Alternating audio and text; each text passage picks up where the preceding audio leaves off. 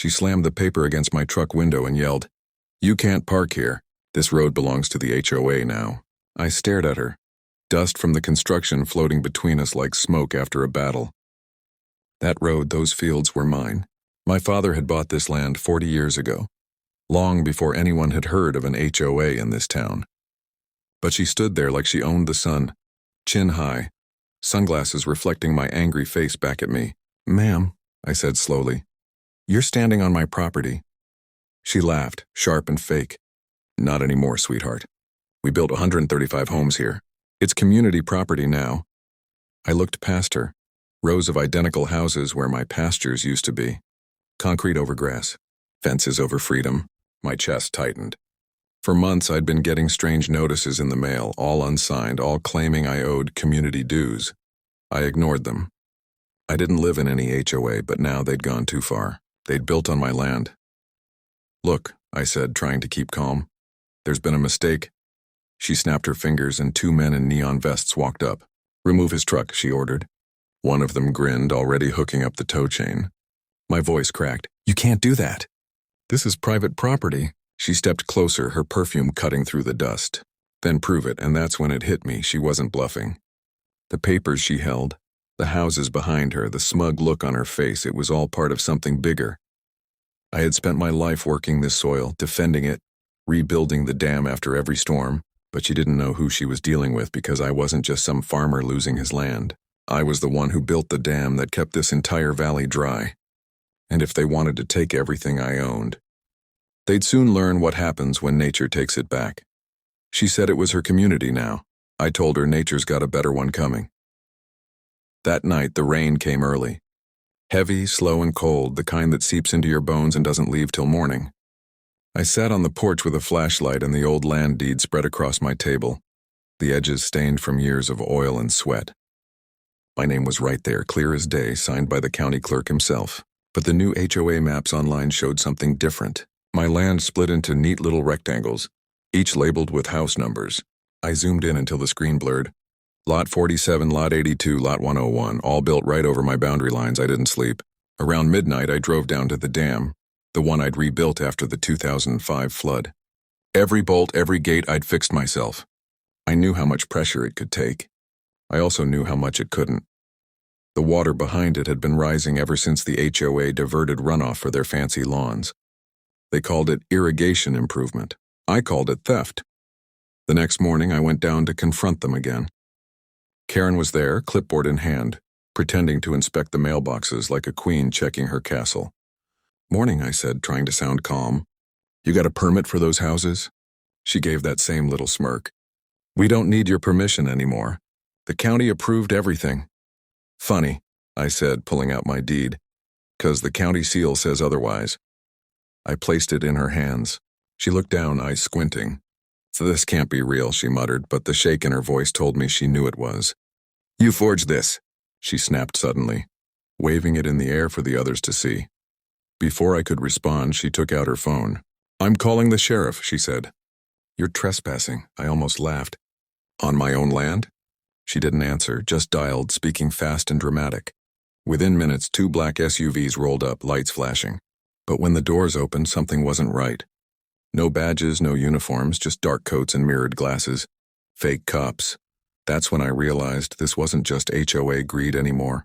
It was a setup. Someone wanted this land badly enough to fake authority, and they didn't know. I used to wear a badge myself. She called fake cops to arrest me on my land. Too bad I trained the real ones. The fake cops stepped out like they owned the ground, one of them tapping his belt as if there was a gun there, which there wasn't.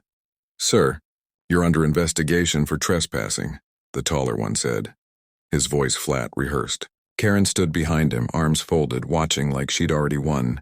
I could feel my pulse in my ears, but I kept my face calm. Years in uniform had taught me that silence scares bullies faster than shouting ever could. "Investigation?" I said quietly. "Who signed that order?" The man blinked. "The HOA board." That was all I needed to hear. I smiled a little. "Good, then you're trespassing too." I walked over to my truck, pulled out a small black case from under the seat, and flipped it open, my old sheriff's ID badge, and certification still shining under the morning sun. The taller guy froze. Karen's smirk vanished like someone had slapped it off her face. "That's not real," she said, voice cracking. "You're bluffing." I held her gaze. "You think I'd bluff with 135 homes sitting on federal floodplain property?" Her eyes flicked toward the dam in the distance, the line of water glinting above the roofs. I could see the fear creep in, just a shadow, but it was there. The fake officers backed up, muttering to each other. "This is a civil dispute, ma'am," one said quickly. "We're not getting involved." They got in their SUVs and drove off, tires spitting gravel. Karen's face turned red. "You think you can scare me?" she screamed.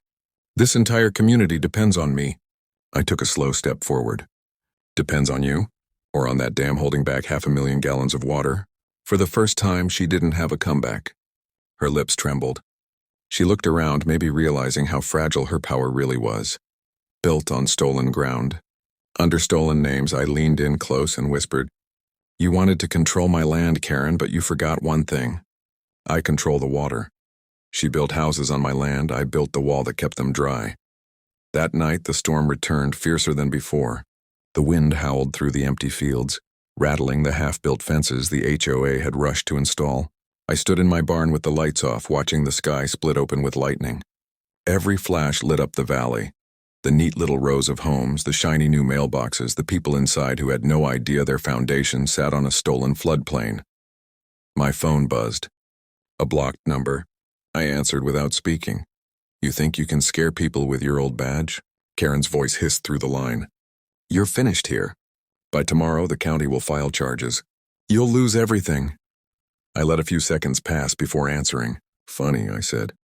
"Tomorrow's going to be a big day for everyone." Then I hung up. Outside, thunder rolled over the hills. I walked toward the dam, flashlight cutting through the rain. The water level had climbed dangerously close to the spillway. It wasn't safe anymore. Not with the HOA redirecting drainage into my reservoir. I checked the gauges, the gates, the pressure valves. They were holding, but barely. Then I saw something strange. Fresh tire tracks in the mud near the control shed. I followed them and found the lock on the panel cut open. Someone had been here, tampering with the system. My stomach turned cold. If that gate failed, the water wouldn't stop at their new houses. It would sweep through the entire community. I pulled out my camera and took pictures, every mark, every broken latch. Evidence. Someone wanted me blamed when this dam gave out. Maybe Karen, maybe the people behind her. Either way, it wouldn't be me standing in front of a judge this time. Lightning struck close, the sound cracking through the valley. I looked down at the dark water below and whispered, "You wanted power. Karen, let's see how you handle nature's kind." As I turned to leave, I saw headlights in the distance, her car creeping down the road toward me. Even in the storm, she couldn't stay away. She wanted control till the very last second. She tried to break my dam, not knowing it was the only thing keeping her empire afloat. The rain came down so hard it blurred everything into silver lines. Karen's car stopped a few feet from me, her headlights flashing across the dam wall. She stepped out, umbrella snapping in the wind, her voice sharp even through the storm. "You're done, old man," she shouted. "You think anyone's gonna believe you? The county's on my side." I didn't move. The mud was rising around my boots and the roar of the water grew louder with every second. "Karen," I said calmly, "you need to leave." "Right now?" She laughed, a bitter, ugly sound. "Oh, I'm not going anywhere." "You're the one trespassing. When the inspectors come tomorrow, they'll see how you tampered with the dam." She pointed at the broken lock like it was proof. "You did this yourself." My jaw tightened. "So that was the plan, to frame me. You really think people will believe that?" I asked. "They'll believe anything I tell them," she hissed. "I run this community." A gust of wind ripped her umbrella inside out and she stumbled back, cursing. That's when I noticed her car door still open, rain pouring inside, papers scattered across the seat. I caught a glimpse of one, county maps stamped and signed. But the signatures looked wrong. Same handwriting, same ink on every page. Forgeries. I stepped forward. "You forged those documents, didn't you?" She froze, eyes flicking toward the car. "You can't prove that." Lightning flashed again, lighting up her face, wet, wild, terrified beneath all that fake power. I pulled out my phone, snapped a photo of the maps, and hit record. "I don't need to prove it," I said quietly. "You just did." She lunged forward, trying to grab the phone, but I stepped back. Her heel slipped in the mud and she screamed as she tumbled to the ground. For a moment, she just sat there, soaked and shaking, staring up at the dam towering above her. "Karen," I said softly, "you've been fighting me over land that was never yours. But you don't understand the thing you built your world on was never safe to begin with." Thunder cracked above us, and somewhere deep inside the dam, I heard a sound I'd prayed I'd never hear again. A low, heavy groan. The kind that means something big is about to give way. She forged the papers to steal my land, but the storm didn't need proof to take it back. The groan deepened into a rumble that rolled through the ground like thunder underfoot. I felt it before I heard it, the dam straining, the water pounding against its walls. Karen scrambled to her feet, eyes wide, mascara running down her face. "What's happening?" she yelled over the storm. I shined my light at the overflow gauge. It was maxed out. "You and your people filled my reservoir with runoff. The system's overloaded." I looked at her. "This is on you." She shook her head wildly. No, fix it. You can fix it." Her voice cracked, her power finally crumbling. "Please, I'll give you whatever you want. Just stop it." I almost pitied her. Almost. I pulled out my phone again, turned the camera toward the dam, and spoke clearly. "This is evidence," I said. "Karen Myers of the Maple Ridge HOA illegally redirected water flow into private property, causing structural failure." Her face twisted in panic. "You can't record me." "Already did," I said. The sound grew louder, a deep, violent roar. One of the relief gates burst open, spraying a jet of muddy water into the air. Karen screamed and backed away. "Do something." "I am," I said, grabbing her arm and dragging her toward her car. "We need to get everyone out of here, now." We raced through the downpour toward the houses, headlights slicing through sheets of rain. Alarms started to go off. Someone must have seen the spillway flood. People came out of their homes confused, clutching kids and dogs, asking what was happening. Karen stood there soaked, trembling, watching her community fall apart around her. "This wasn't supposed to happen," she whispered. I looked at her, voice steady. "You built on stolen land. Nature doesn't need permission to take it back." Behind us, the dam cracked again, echoing through the valley like a gunshot. She stole my land to build her dream community. But dreams don't float when the truth breaks loose. The first wave hit just as we reached the main road. It wasn't a full collapse yet, but enough to send water spilling through the lower fields like a living thing. People screamed, lights flickered, and cars spun trying to climb the hill out of the valley. I waded through knee-deep water, pushing Karen toward her car. "Go!" I yelled. "Get everyone out of the lower blocks." She fumbled with her keys, hands shaking. "They'll blame me for this," she whispered.